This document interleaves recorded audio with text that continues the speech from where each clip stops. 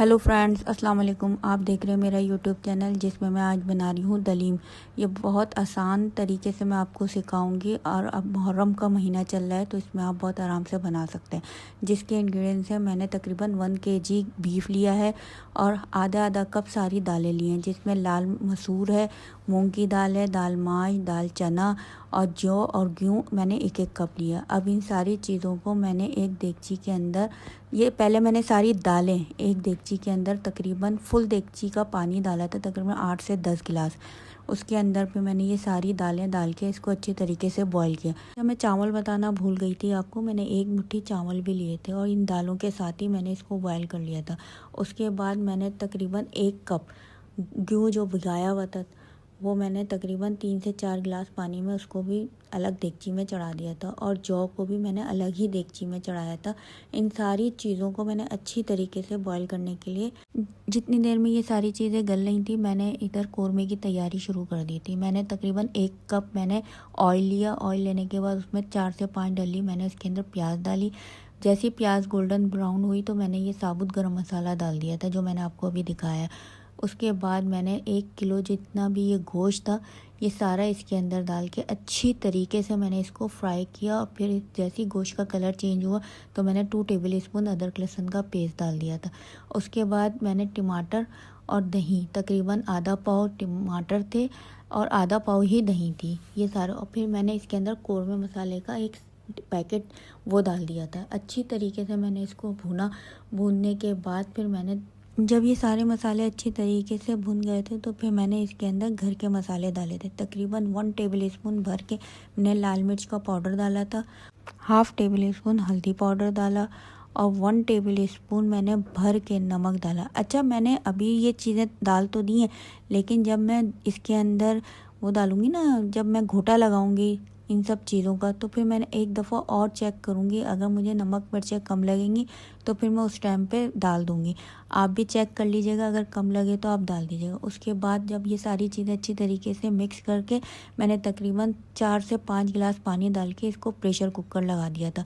तकरीबन 15 से 20 मिनट के लिए मैंने इसको प्रेशर कुकर में वो गलाने के लिए छोड़ दिया था। यहाँ पे देखिए मेरी सारी दालें गल गई थी। उसके बाद मैं इसको ग्राइंडर में डाल के इन सारी दालों को, गेहूँ को, जौ को, इन सबको पीस लूँगी। पीसने के बाद फिर मैं इसको, जब ये सारी चीज़ें अच्छी तरीके से पिस जाएंगी तो इसको एक साइड पे रख के फिर मैं एक बर्तन लूँगी। उस बर्तन के अंदर थोड़ा सा ऑयल डालूँगी। ऑयल डालने के बाद हाफ़ टी स्पून हल्दी पाउडर डालूँगी। हल्दी पाउडर डालने के बाद थोड़ा सा हल्दी पाउडर और तेल को मिक्स करूँगी। मिक्स करने के बाद ये जितना भी दाल, जौ, गेहूँ, जितना भी सब कुछ था, फिर मैं इसके अंदर, इस देगचे के अंदर डाल दूँगी। डालने के बाद फिर मैं अच्छी तरीके से मिक्स करूँगी। मिक्स करने के बाद देखिए अभी मैंने इसके अंदर ना गोश्त डाला है, ना नमक डाला है, ना अभी मैंने इसके अंदर कुछ भी नहीं डाला। अभी सब सारी चीज़ों को मिक्स करने के बाद फिर मैंने इसको, जब ये सारी चीज़ें मिक्स हो गई थी ना, फिर मैंने इसके अंदर घोटा लगाना शुरू किया। मैंने इतना घोटा लगाया कि दालें सारी एक जान हो गई। जब दालें एक जान हो गई थी तो यहाँ पे कोरमा भी तैयार हो गया था। कोरमे के मैंने घोटा लगा के उसको भी रेशा कर दिया था अच्छी तरीके से। फिर वो सारा घोटा करने के बाद जैसे ही वो रेशा हुआ, फिर मैंने ये सारी चीज़ें एक साथ मिक्स करके फिर उसके बाद मैंने अच्छी तरीके से इतना घोटा लगाया है कि तकरीबन आधा घंटा मैंने इसके अंदर घोटा लगाया और ये सारी चीज़ें जो है ना बिल्कुल रेडी हो गई थी आधे घंटे के अंदर। ठीक है ना। अच्छा, मैंने बीफ में बनाया। आप चाहें तो चिकन में भी बना सकते हैं, आप चाहें तो मटन में भी बना सकते हैं, लेकिन हमारे यहाँ जो है ना बीफ में पसंद किया जाता है, तो मैंने बीफ में बनाया। अच्छा, जब हलीम बिल्कुल रेडी हो गया था, बिल्कुल तैयार हो गया था, फिर मैंने इसके ऊपर गरम मसाला, हरा धनिया, हरी मिर्च और बारीक कटा हुआ अदरक डाल के इसको बिल्कुल थोड़ा सा और चम्मच चलाती रही, समझ लें गोटा लगाती रही। जब देखें कि सारी चीज़ें एक साथ हो गई तो फिर यहाँ पे मैंने हलीम का चूल्हा बंद कर दिया। फिर यहाँ पे मैंने एक बघार तैयार किया। उसके लिए मैंने तकरीबन हाफ़ कप ऑयल लिया और एक बड़े साइज़ का प्याज लिया था।